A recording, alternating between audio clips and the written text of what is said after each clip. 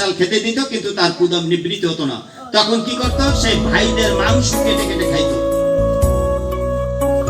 এই আপনারা যারা এই কুরুক্ষেত্র যুদ্ধে যে গান্ধাররা বা শকুনি একই ব্যক্তি, তার কথা বলছি, একই হরিবল।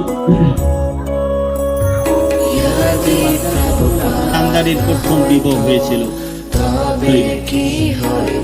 এটা জানার পরে ওইটা বলেছিল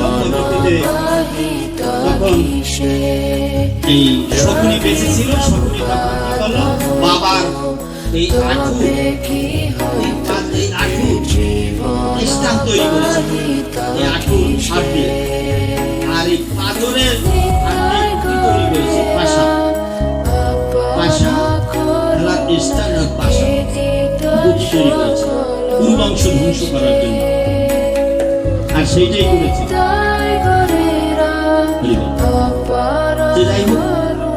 এইভাবে যখন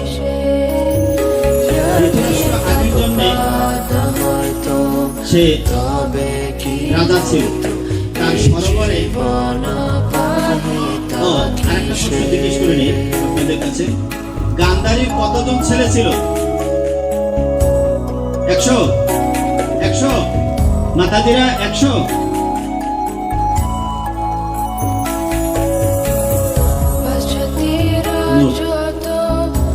তাহলে দেখছেন কি জানছেন? শুনেন তাহলে, গান্ধারী 100 পুত্রের বর পেয়েছে, কিন্তু